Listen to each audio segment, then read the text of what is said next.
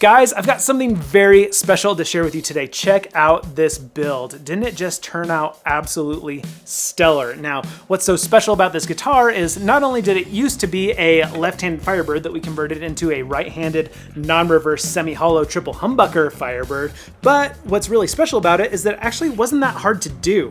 Now, don't get me wrong, it was a lot of work, but it wasn't a lot of hard work, and it didn't require a whole lot of special tools. I mean, if you've got like a jigsaw, a router, and some sandpaper, you could totally throw one of these together yourself. And if you want to find out how, go ahead and stick around. I'm Dan, this is Guns Guitars. Let's get started.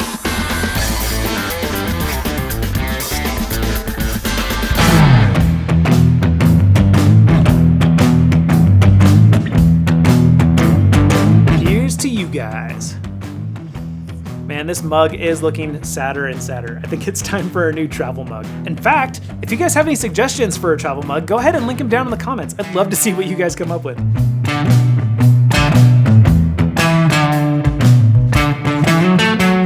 Real quick, I want to thank this week's Dream Build tutorial sponsor, Guitareo.com. Now, if you guys aren't familiar with Guitareo, they are an online guitar lesson website, and they have a whole library of guitar lessons starting from very basic beginner all the way up to very advanced. And they like to offer you guys, my viewers, a free 7-day trial, no credit card required. So I don't understand why you wouldn't try that. It helps you out, helps me out, helps Guitareo out. There's no losers here. So if you're interested in getting a little bit better at guitar, check out that free trial. There's a link down there in the description.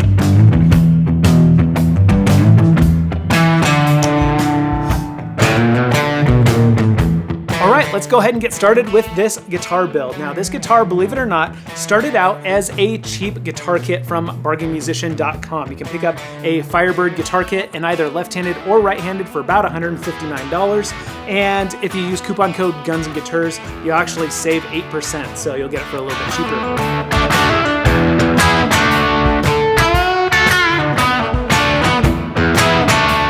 Now, when you're converting a left-handed guitar to a right-handed guitar, or vice versa, or making a semi-hollow body and routing for additional pickups and all that stuff, it is a lot of work and it's very tedious, but it's totally doable. I'm not gonna bore you with a whole lot of the details because I actually have a dedicated video for the entire process that I did converting this thing, so definitely check that out or just continue in the playlist after this video. Now, when you're doing a more complex conversion like this, it really is important that you really plan out your build, okay? Because I knew that I wanted to do 3 humbuckers, so I routed out for an additional pickup cavity. I knew that I wanted a bigsby style tremolo, and with 3 humbuckers, a two-pneumatic bridge, and a bigsby, you can see that takes up a whole lot of real estate.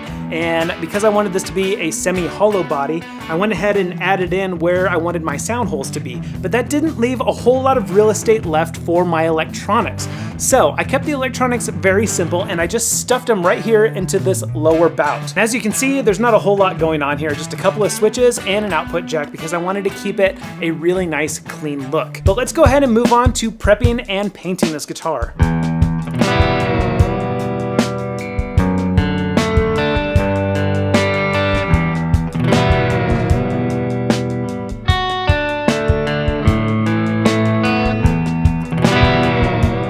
Now, I have another dedicated video for how to prep a guitar for paint, so definitely check that out if you want more details. But the short version of it is you need to cover this thing with some diluted wood putty and then sand for the rest of your life. And I'm not lying, I sanded for hours and hours and hours trying to get this thing just glassy smooth and ready for a nice glossy paint job. Now, you guys have been requesting for a long time to see my take on a custom guitar paint job, and I am very proud to show you something that I just didn't do myself. Okay, I have no idea what to do when it comes to painting a guitar. That's why I leave my guitar finishes to the more stains and oils type thing. And I did what any non-painting guitar builder would do, and I outsourced it to someone who knows what they were doing. So I shipped this thing to my good buddy Brad over in Canada, and I told him to do whatever he wanted, and he came up with this wicked, awesome red, white, and blue theme paint job, which he later told me was actually the Dutch flag and not the American flag, but whatever. I love it. It turned out awesome. And he did a stellar job. I mean, you would not know by looking at this thing that there was ever a control cavity back here, okay? Between the grain filling process that he coached me through and his amazing painting skills, that just completely disappeared, as well as filling in this upper control cavity, you would never know that there used to be a control cavity up there. He did a great job covering that up. It looks absolutely awesome. It's perfect in every way, even up to the headstock. So if you want to see the whole process, Brad made a hilarious video that is totally worth watching over on his channel about painting this exact guitar. Dan, do you have any idea what the heck you're doing? I think I've made it pretty clear right now that I have zero idea what I'm doing. Why don't you just send it to me and I'll give it a real paint job. Praise the Lord. I thought you'd never ask. So if you want to see how he did this awesome finish, definitely check that out. Or like I said, just continue on in the playlist after this video. For the neck and fretboard, I'm sorry, Brad, I actually sanded off the finish that you put on the back of the neck. I honestly was going to leave it. I just got to tinkering and I ended up sanding off a little bit too much. So I basically had to restain it, but it's okay. I use Minwax True Black and it matches this paint job pretty good. The only difference is it's a nice matte sheen on it because I use tung oil there instead of polyurethane, and that makes for a much smoother, fast playing neck, in my opinion. So the one part of the finish that was done the Dan Thompson way is the back of the neck, and I just love how it turned out. It's nice and smooth, and I don't think it takes away from the overall finish of the guitar at all. If you recall from my original review of this kit, the fretwork on it was actually pretty good from the factory. I mean, it was a good playable action. It wasn't the best, but it was good.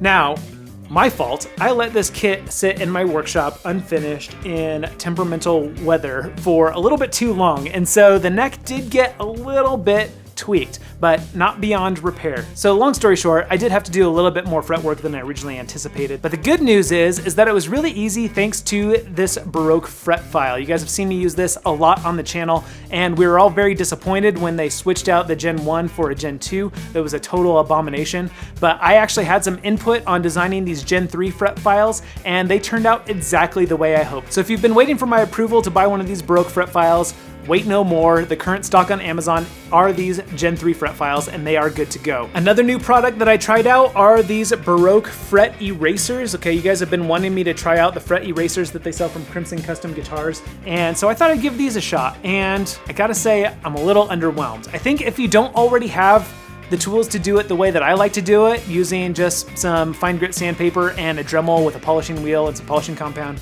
then this is a good alternative. But you guys know my favorite way to level, crown, and polish frets, and if you don't know that way, check out the video on it. But I still think that my way is the fastest and gets you the best results. And moving on to the electronics, if you recall again from my original kit review, while the humbuckers that were included sounded good, I didn't really feel like they sounded like Firebird pickups. A 1, 2.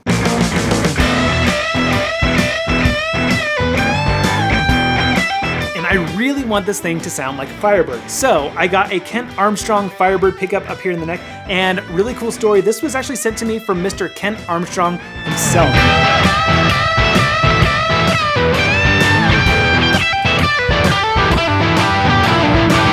I reached out to him to see if he'd be interested in helping me out on my channel, and found out that he is not only a huge guitar enthusiast, obviously, but he's also a huge firearm enthusiast, so he was totally happy to help us out. So he sent me this free of charge. Thank you so much, Kent. Real bro move, and I love this pickup. It sounds so good. And for the middle and bridge pickups, I actually used a match set from Dragonfire. Now, these technically aren't Firebird pickups. They're labeled as mini humbuckers, but when I read the specs, they're actually wound quite a bit cooler and with Alnico 5 magnets, just like this neck pickup, and the resistance output on them just perfectly matched for a triple Firebird humbucker set. I honestly couldn't be more happy with a budget pickup set like this. And the cool thing about Dragonfire is that I reached out to them to see if they'd be interested in offering you guys a discount, and they obliged. So you can use coupon code Guns Guitars. Will save you 10% on any Dragonfire pickups. And I was super impressed with their quality, so you definitely should give them a shot. Now, I'm not affiliated with Dragonfire or Kent Armstrong at all. They're just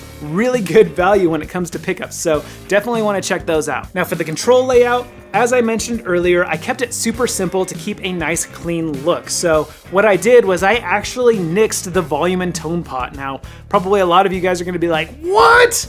But me personally, I don't ever use the volume and tone pot. I keep them both dimed all the time. Now, just because I simplified the control layout doesn't mean that I skimped out on any versatility, okay? This thing has 3 humbuckers, and I wanted to make sure I could get the most sound out of it as possible. So I have my standard 3-way selector switch wired to the neck and bridge pickups, just like a typical Firebird. So I can do neck, neck plus bridge, and bridge only. And then I just have a very simple on-off switch for my middle humbucker right there. So in addition to those settings, I can do neck plus middle, or all three together, or the bridge in middle. So the reason why I did that instead of a 5-way blade switch is because I really wanted to be able to do the neck and bridge pickups together, because that's more like a true Firebird. And having the option to be able to do all three at the same time is also very cool. Now I know the wiring setup for this is super simple, but as always, I do post my wiring diagrams over on my Patreon page, patreon.com/Dan Thompson, if you want to see how I wired this thing up. Now, in addition to the wiring, I did some awesomely cheap and awesomely effective upgrades to the hardware. The first one, I've got this cheap knockoff Bigsby B5 style tremolo, and this thing works absolutely awesome. I got it for $20 on eBay. For the bridge, you guys know that there's a $10 roller bridge that I absolutely love and I use on pretty much all of my builds, but I decided to splurge this time and try a $20 one. But is it double the quality for double the price?